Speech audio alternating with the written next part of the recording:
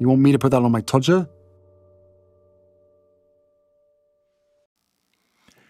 Harry's wife. How did she slither in? It's worthwhile as an examination of the dynamic and where matters might end up with regard to Harry's wife to go back in time a little and consider, given what we know now about her, how is it that she managed to slither into the royal family? To consider this, it's worth looking at the question of what ordinarily occurred in relation to royal marriages. And it used to be the case that many royals, in effect, kept it in the family by marrying their cousins or distant cousins.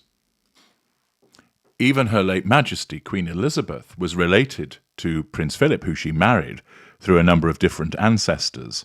They were second cousins, once removed through Christian IX of Denmark, and they were also third cousins, as they were both great-great-grandchildren of Queen Victoria. It's commonly the case that royals would end up marrying amongst their own. This is called a consanguineous marriage. But why does it happen? Well, it wasn't necessarily just royals that wanted to keep it in the family. For instance, the economist and patriarch of what was the major manufacturing family, Pierre Samuel Dupont, wasn't afraid to admit his plan for his lineage. He wrote in 1810, "The marriages that I should prefer for our colony would be between the cousins. In that way we should be sure of honesty of soul and purity of blood." Other magnates were more discreet, but they often shared the same opinion. By refusing to allow his female descendants to inherit his wealth, banking great Mayer Amschel Rothschild guaranteed that for his daughters and granddaughters to find wealthy, suitable husbands, they would have to look among their cousins. And so they did. 4 pairs of Rothschild cousins, as well as 1 uncle-niece pairing, were wed. But for royals, to whom intermarriage was quite often family tradition, generations of marrying a cousin, of course, came with consequences. The most glaring example being the House of Habsburg, a family of German royals who made up one of the principal dynasties of Europe from the 15th to the 20th century. By marrying members of one branch of the family to members of the other, the Habsburgs held on to power for centuries. But they also passed down genetic abnormalities that would eventually end their family line. This was known as the Habsburg jaw. But the point is that the reason why cousin married cousin or second cousin married second cousin was the preservation of dynasties and power, and in essence, to ensure that the individual that was being married was of the right stuff. To ensure that they could be relied upon, that they understood the role that they were getting into, that they respected the institution, that they would ensure that it continued. After all, it's always been the case, until more recently,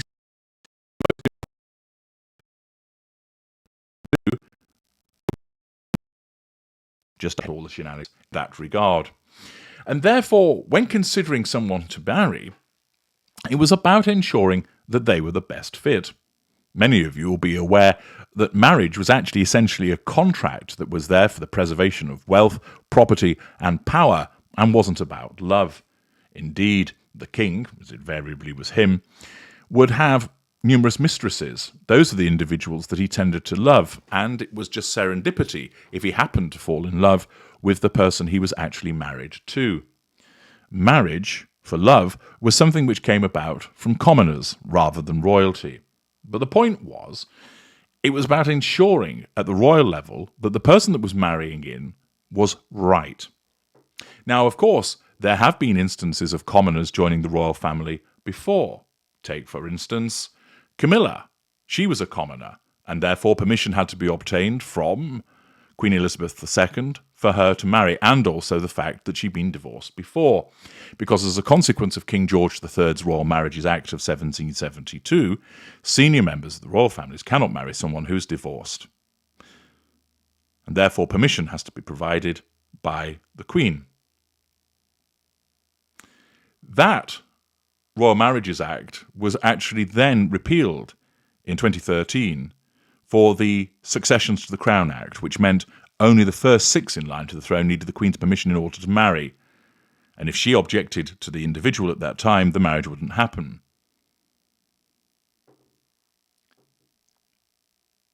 With Kate Middleton as she was, she married into the royal family, marrying Prince William in 2011. So accordingly, Camilla married in, Kate married in, despite being commoners. They haven't posed a problem for the royal family. They were deemed to be of the right stuff. They have supported the institution, carried out their roles, been supportive of the late Queen. Now supportive of the King. They haven't smeared the royal family. They haven't caused problems. They have discharged their roles sensibly and honourably.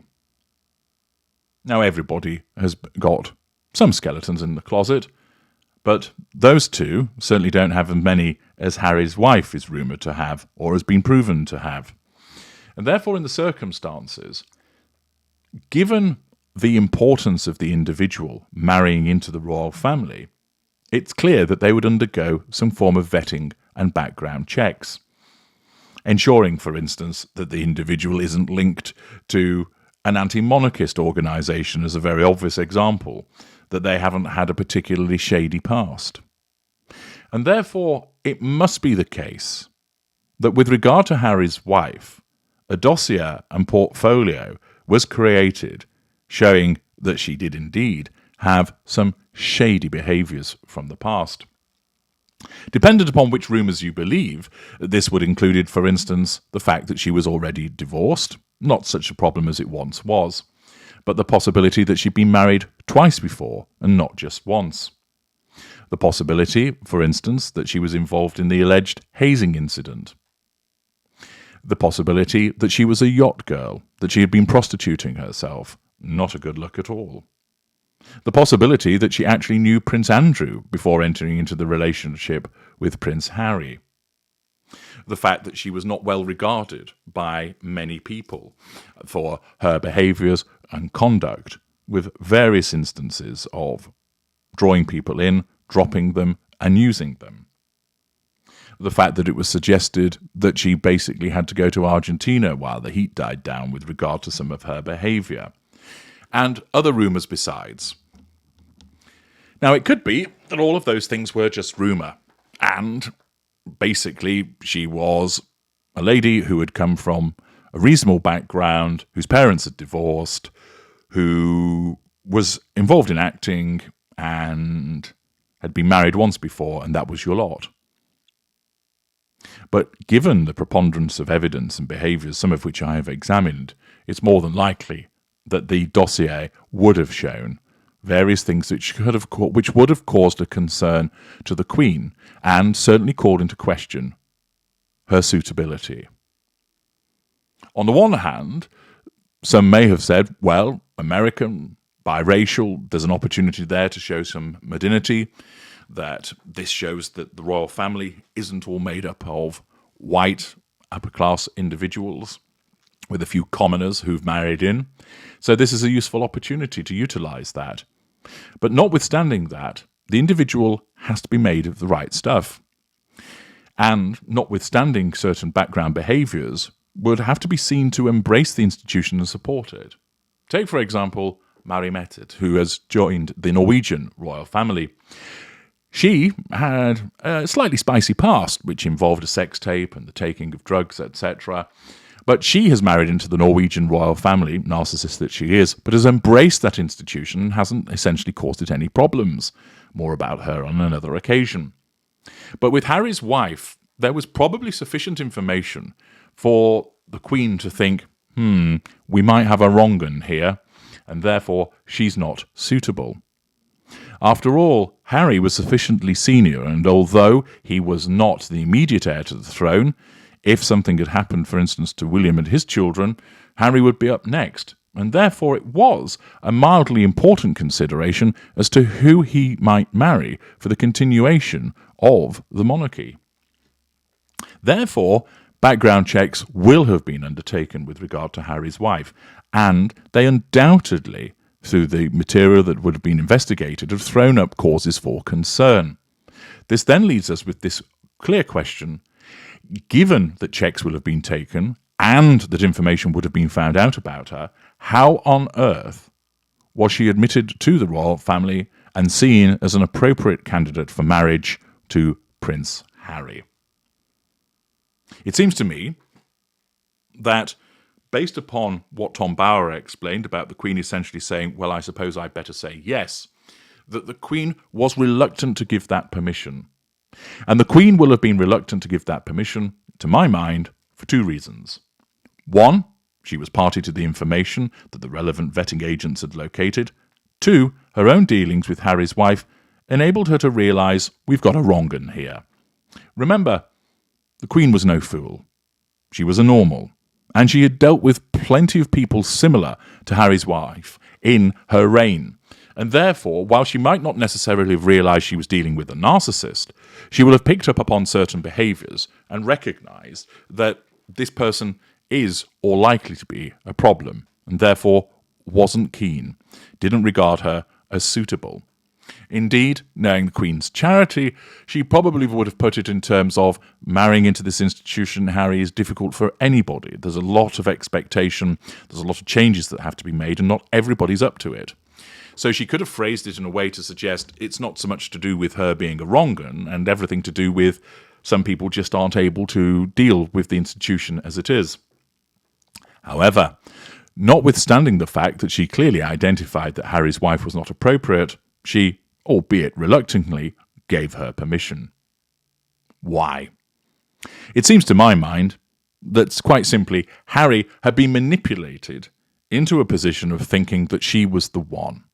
Driven by his own emotional thinking, which would also corrupt his own narcissistic traits of selfishness, of argumentativeness, of anger, causing him to put his foot down and insist that he be allowed to marry her, that this caused him, rather than to think, yeah, actually, you're right, there are a few things maybe where she's not suitable, that he was simply so caught up in believing that she was wonderful and amazing, and that he wanted his own way, that he was insistent upon it, that he had been manipulated into ensuring that it happened for his own needs. However, I don't think that would have been enough. Because if it came to an argument between Prince Harry, who was basically stamping his foot like a toddler saying, I want to marry her, and the Queen deeming she's not suitable, the Queen would have won. She'd have said, now listen to me, you little ginger twat. You're not marrying her. She's not very nice. Now fuck off.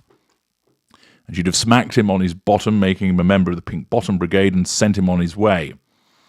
Thus, Harry's own insistence would not have been enough to carry it across the line. So therefore, it follows that there had to be something else which caused the Queen to feel backed into a corner. And the obvious answer, Harry's wife made out that she was pregnant. It possibly could have been that she actually was, and that it was an honest declaration to Harry that she was pregnant, and therefore it was appropriate to do the right thing by marrying her. That there would be the avoidance of a scandal. However, two factors militate against the fact of it being something that was done as a consequence of honesty. First, suggestions that she was incapable of having a child to begin with. That's a possibility. There are some that say that she'd had a hysterectomy. Or two, generally she wasn't pregnant, but the fact that she's a narcissist, it is something that a narcissist would easily do. Claim that they're pregnant to force the victim to do something that they want. It's an old trick that a narcissist would use time and time again.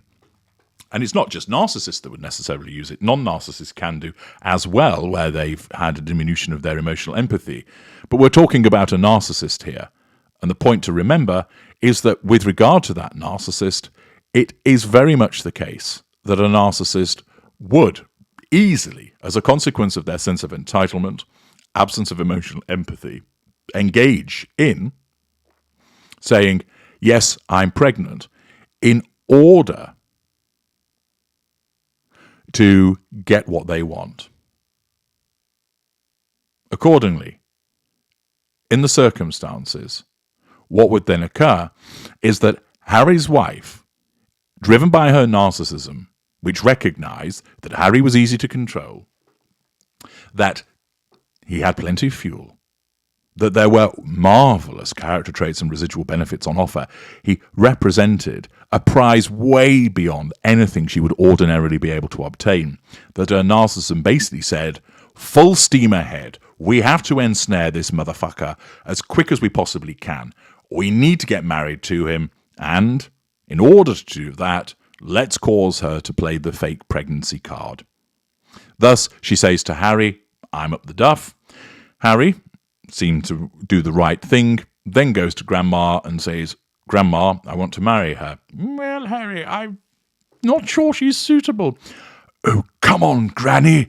She makes me happy, you know. She can suck a golf ball through 40 feet of hosepipe. That may well be, you dim-witted twat, but it isn't a good reason for getting married, you know. And thus, he then has to turn to saying, well, oh, look, Granny, she's with child, you know. Oh, you silly, silly boy. Well, I suppose I'd better say yes, then. If you think about it, what ordinarily would have been uncovered about Harry's wife, combined with, if you like, the Queen's spidey sense, would have meant there wasn't a chance that she would have got into the royal family. And they would have said, no, you're not marrying her. So that's the end of that. And then ultimately, they might have stayed boyfriend and girlfriend, but then it would have crashed and burned for reasons that would occur as a consequence of the nature of the relationship with the narcissist. However, she had to have something to get her in. On the face of it, there was no way that she would be suitable. And given all of the background rumours, some of which have proven to be correct, and also, of course, her behaviours since, she wasn't a suitable candidate whatsoever. So something else had to carry it. And it wouldn't be simple insistence or persuasion from Harry. It would have to be, in effect, a form of blackmail. And Harry's wife essentially blackmailed Harry by claiming that she was pregnant, and that Harry went to the Queen explaining that was the case, and thus the Queen felt that she had no option other than to allow the marriage to take place. And then we all know what happened next. Do you agree? Do you agree with me that that's what caused the Queen to allow the marriage with a heavy heart to take place? Or do you think it was something else? Let me know your thoughts in the comments section. I'm H.G. Tudor. Thank you for listening.